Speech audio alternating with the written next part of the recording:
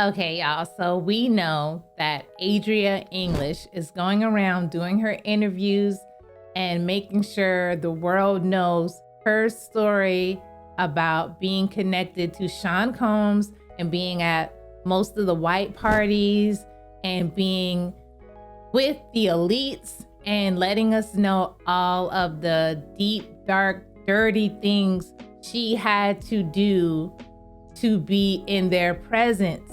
Now, I've been scavenging through the internet for content to show you guys and present to you guys so we could all come together and watch it and react to it together and, see, is she lying? Is she telling the truth? I don't know. Compare it to the other interviews that she's done. We have to check it out together. Now, this video I got from a channel called Look Who, an amazing channel on YouTube. Please go over there and check it out if you want to see the video uninterrupted without starting and stopping it, because we're going to be starting and stopping it here because we are reacting to it. So please go over there, support the original content creator. We are doing a fair use reaction here today. All right. And also help BeautyBuyGen get to 9K subs. We are trying so hard to reach our 9K sub goal. Now, I don't want to talk you to death, but this interview that she has done for this channel is very graphic. I didn't have the 2,500 to bring her on here, so we have to get it where we can get it. So we are gonna go ahead right now, watch it, react, make your comparisons, make your thinking build up, or however you guys say, oh, she said this here and she said this there. Whatever you want to do, let's get started. Let's react. Okay, we are about to get started. Grab your snacks, your drinks, whatever it is you need to grab. This is going to be good. But remember, support the original content creator. The information for them is in my description box. Adria is going to tell her story. It is very interesting. I'll try not to stop too much, but for fair use reaction purposes, I am mandated to start and stop the video. So here we go. Let's get started. A new civil lawsuit claims Sean Diddy Combs repeatedly passed off dancer and adult film actress Adria English to be sexually assaulted by partygoers during events at his New York and Miami houses between 2006 and 2009. I put him to sleep. Hey, what's up? It's your girl, Adria Cherie English, and I was at those white parties. I was the one that had on the black dress. Being groomed, being recorded, sold without my permission. I just want to let Diddy, his lawyer Mark, and his fake-ass mama, who's really his auntie, know that I'm coming for all three of you guys, in Jesus' name. I was born on the Air Force Base, Travis Air Force Base, 1978. It was a good year. I was born to my parents, Michael and Adrian Marcy.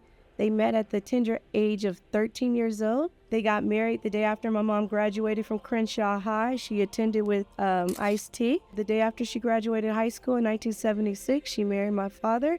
He was in the Air Force, and they moved to Northern California, where my mom pursued a nursing career, and my dad was an officer in the Air Force.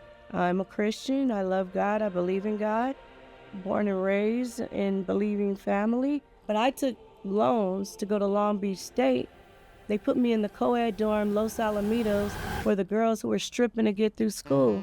They were paying their mother's rent, so I started running with the strippers. And that led me into the adult industry. I met Jake Steed. He was my boyfriend at first. And then he said he had a way that I could be financially straight forever. And he said, we make some good love, right? Why don't we, make a movie? And I'm like, what? Are you serious? Like, I thought he was joking. The next day, he came to our apartment with movie producers, and they told me, we'll make movies that no one will ever see in America. They'll be overseas, and overseas sounded so far away to me. I was working in the hospital and got a phone call from a friend of mine who said they stumbled upon a shop. There happened to be an advertisement of one of my movies in the window. That same member of my church bought the movie, took it all the way back to California, gave it to the minister of my church. He called a meeting with my parents. When I get off work and I get to my parents' house in Chino, California, my parents had my on the big screen TV. My daddy saw me suck. My mama saw me taking it in that.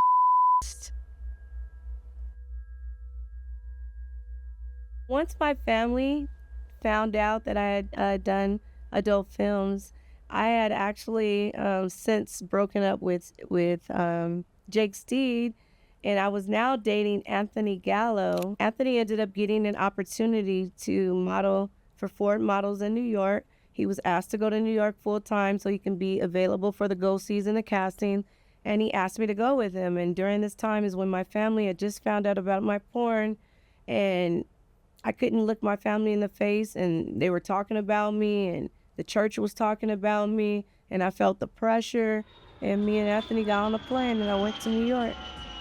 But what happened was we met somebody on Craigslist who we thought were renting out their apartment. We moved all our stuff in, we gave them all of our money. Well, when we came back, every single thing in our apartment was gone. Even the pillowcases on the pillows weren't there.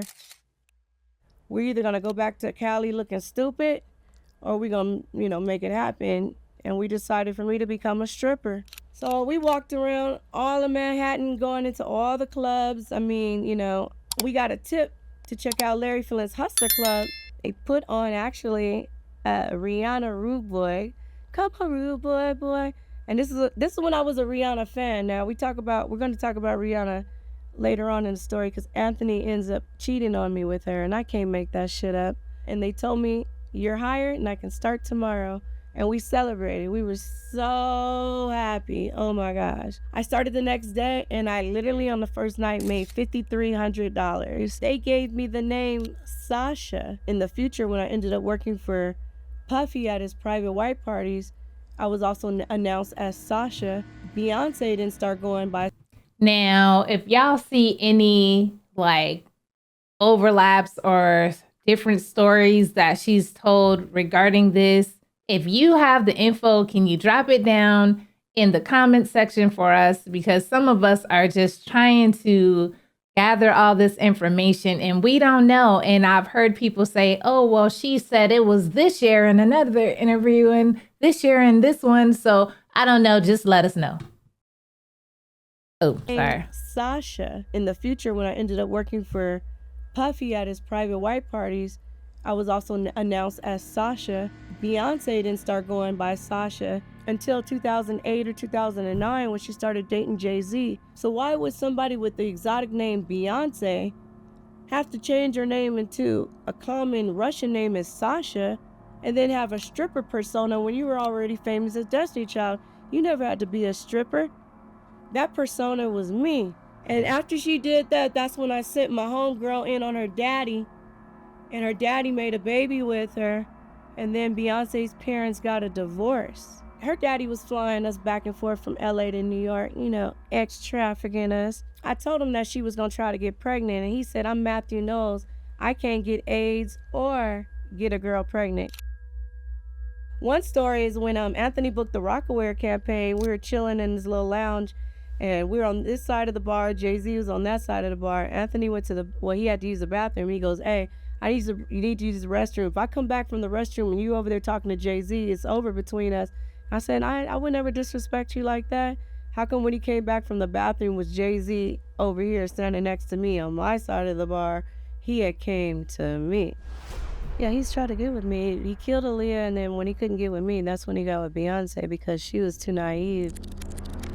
Okay, so one day I get the opportunity to go with Anthony to one of his casting calls. He said that he was going to the Sean John audition. I was like, hell yeah, I'm down to go with you. We're in Bad Boy Studio waiting for Anthony to, get called. And so now it's Anthony's turn or whatnot. And so I wait in the lobby and he goes into the room. All of a sudden I hear, man, fuck that. I'm like, what? happened? He said, man, he just literally turned. We like stepped like 1 or 2 feet off the elevator. He said, man, that nigga tried to ask me to suck his dick. And I said, who asked you to suck his dick? He said, man, Puffy asked me to suck his dick. When he said no, pretty much I thought that opportunity was, it's a wrap. I'm going on about my life. Shortly after meeting Tamiko Thomas, long story short, she asked me and she said that Diddy wanted to have a meeting with all of us. With Diddy, Anthony Gallo, her, me, and a few other people. And it was basically asked that if I would agree to work at his white parties. I'm not even gonna lie, I was low-key like a groupie to all these people. Mary J. Blige, Busta Rhymes. I grew up listening to all these people, so to get an opportunity to be in the same room with them not only was amazing in itself, but I could actually get paid. And then I had a girl group. I rap, I sing, and I had told Puffy this, and he, promised me he would help put my group out, and he was gonna sign me. Who Kid had held a meeting at Empire State Building with me, Who Kid, 50 Cent. I brought one of my homegirls and one security guard, and he wanted me to start Shea 45 radio station with him. And I literally told 50 no, because I was a dancer and I was working for Diddy. But now me and 50 are in talks and we got some business coming, so I rectified that situation. The very first party, I was very, very excited. I was told that just to be, ready with my hair and makeup done, that our wardrobe would be provided. And they sent a car service for me the very first time. Anthony walked me down. We were in a doorman building. Doorman opened up the door, and I felt like a princess. I'm like, wow, So we rode up right to the front door, and Diddy himself, Sean Combs, Puffy back then, greeted us. When we arrived, it was before the party started, and he walked us inside to show us where we would be getting ready, getting dressed at. That's when he gave us the white outfit. Puffy, he really liked texture, and so he wanted us all to feel the texture of the material, and he was just emphasizing on how soft it was, and I thought that was interesting. I thought maybe he was, because of Sean John, he's really into fabric and fashion like that. So at the time, I didn't think anything, strange about it. And they was really said, like, girls, you guys drink from these bottles, and this is the guys' champagne. Girls don't touch the guys' champagne. Guys don't touch the girls' champagne. And then it was interesting because there was a table that had, like, every party favorite. Okay, let's just take a minute to take all of this in. I'm sure you guys are paying attention. I'm trying my best to follow all this. It's a lot. She's dropping a lot of jewels and it's a lot to take in. That's why I need you guys to help me out. Get down in the comment section and help me figure this thing out. Let's go. You wanted to see. There was blue and pink go up. There was weed. There was alcohol. There were pills. I didn't do any of that stuff. At the time, all I did was drink alcohol and smoke weed. But when I drank that particular alcohol, I was faded, like way more than I was. People started showing up. Paris Hilton was one of the first girls to arrive, and when I took her picture, she said, let me see. And she wanted to see, and she made me take it like 3 or 4 times until she liked the picture. Mary J. Blige came with her ex-husband, who was also her manager. Busta Rhymes came with a female. I have a whole bunch of pictures that the press, and it's not included in my lawsuit. I just got to get out my storage. Man, everybody. Jay-Z came. Reverend Al Sharpton, why was he there? Why were you there, Reverend? Donald Trump was there. Stormy Daniels, shout out to Stormy, was there. Superhead was there. We got in an argument. We almost started scrapping. Diddy had to break us up. Diana Ross, why did you stand there staring at me like this with the residue? I can't make this shit up. And we were instructed to dance for a certain amount of time and then get off the stage and mingle with the crowd and the guests for the, a certain amount of time. And I remember one particular time of getting off the stage, they had a girl over there on the dessert table, butt naked, and I ended up slurping a strawberry off of her breast in front of everyone. Now, remember, she said that was Lamisha, everyone, if that's what we're going to go with, because that's what she said last time. Let's go. Found out later she was only 14 years old. The same girl I'm talking about, she had to use the restroom, but Diddy wouldn't allow her to use the restroom, and she ended up shitting on stage, and it was the wet shit that went everywhere. And even Denzel Washington went up to Diddy and said, man, you don't have respect for nobody. And she got beat for that. But at some point, I'm walking around, I'm a zombie, and everyone is a zombie. Ja Rule is running around butt naked, slapping Diddy on the ass. People were at chains and like they were leading people on dog chains. Then they started doing these weird like ritual, like Satanist ritual type shit. I believe they were drinking blood. At some point, somebody put me in the car service because I just woke up in my bed in Manhattan, and Anthony said I've been asleep for 2 days. Yeah, a lot of people are, confused about and wonder, why would somebody go back to the white parties or to a situation period that, if something happened to you that you don't agree with? Well, in my circumstance, in my situation, I had dreams and aspirations of being in the entertainment industry. I write, I sing, I dance, I perform. I told Puffy that I had dreams of being in the game, but I was shelved and I was blackballed and blacklisted once I didn't continue to do what he wanted. It was a grooming process because initially I had a lot of fun. I met everybody. I took pictures with everybody. I networked with everybody. I established business for the future. I gained lifetime connects that I'm still friends with to this day. I eventually ended up doing 8 parties over 5 years, 2004 to the end of 2009, going in 2010. And so initially it was all good until it wasn't.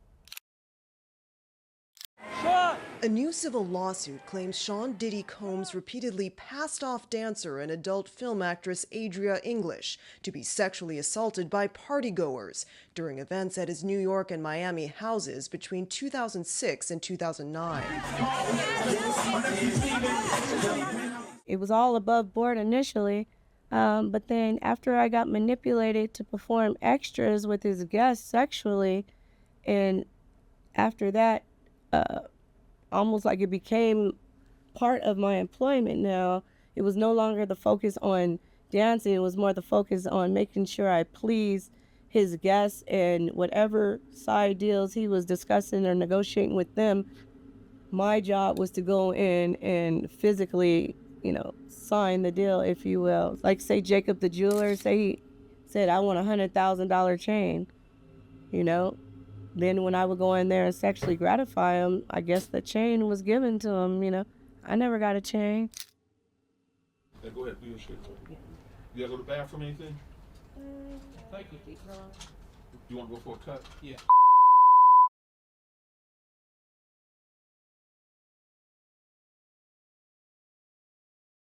I had to tell everybody to cut the cameras. Thank God they didn't show my breakdown, because I said I need to smoke a blunt, I need to take a shot. Because when my mind goes back, it haunts me.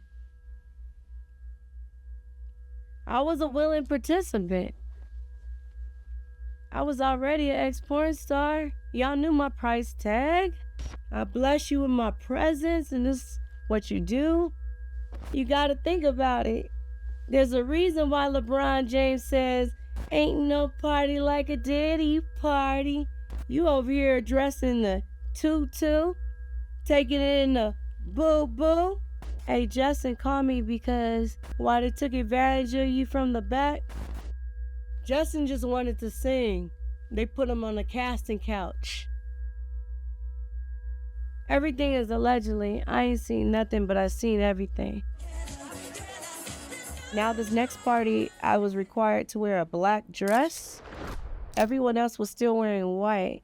And I believe that the black dress was to establish and to let the partygoers know who to look for if you did want extras. And the black dress is the first time that I recognized that I was drugged.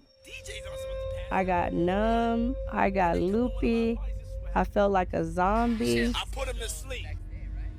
I don't like people like finger banging me and things entering me like that. And with the black dress, they would lift it up as I'm walking by and try to stick their fingers in my ass and stuff.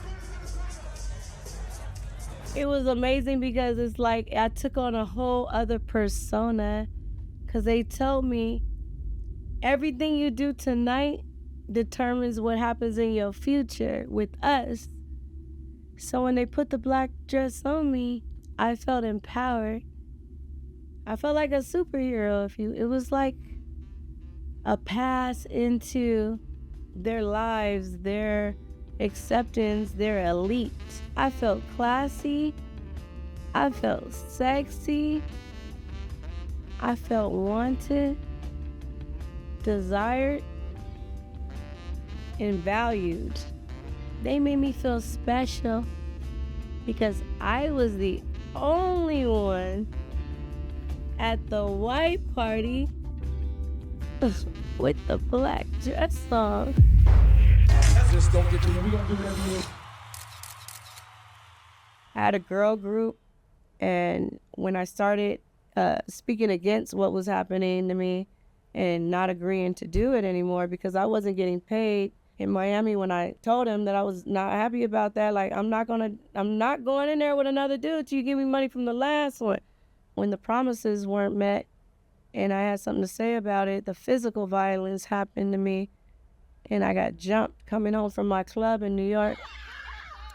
Got into my cab and told him to take me to Harlem because I had left Anthony's ass because he had cheated on me with Rihanna.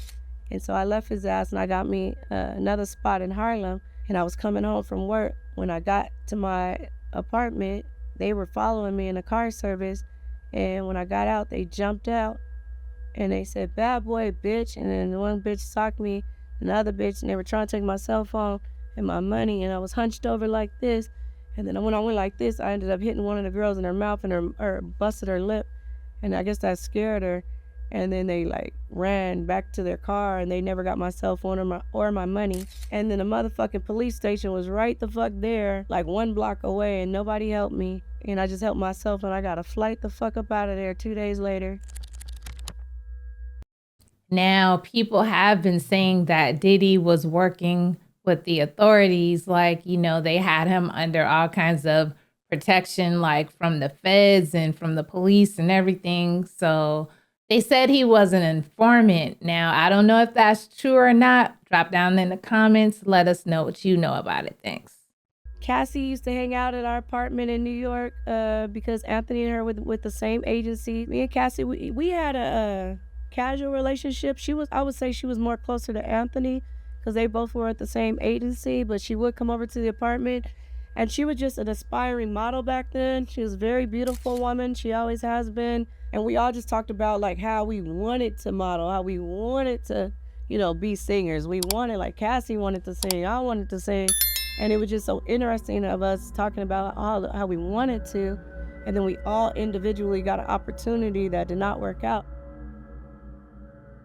I just want to let Diddy, his lawyer Mark, and his fake ass mama, who's really his auntie now, that I'm coming for all 3 of you guys in Jesus' name. He was arrested in September and charged with sex trafficking, racketeering, and conspiracy. Yeah, so working for Diddy and coming to New York, period, ended up being detrimental as opposed to helping me, because I left California to escape the shame, only to go to New York and to fall into the same similar trap by being groomed, by being expected to do things, by being recorded, sold without my permission, negotiated, forced with intimidation, promises of a career. So all you little girls out there thinking about running around, chasing the older guy, the guy in the hood with the shiny chain on, if he really love you, he gonna show you how to plant something. He gonna show you how to balance your checkbook. He gonna show you how to take $20 and feed your family for 4 or 5 days. Somebody that really love you, he gonna pay to keep your phone on. He gonna come through when everybody gone. He gonna look out for you and everybody look past you and around you and through you. I could lie and make up a whole bunch of fantasies and false celebrities and act like this was the best thing that ever happened to me. But in actuality, I'm the princess of principalities. Can't make this shit up.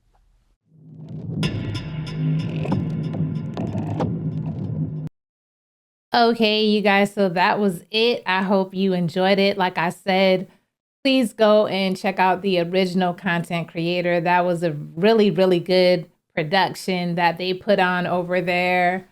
And, you know, subscribe to their channel and please subscribe to my channel, of course. And yeah, that's it. Have a good one. Bye.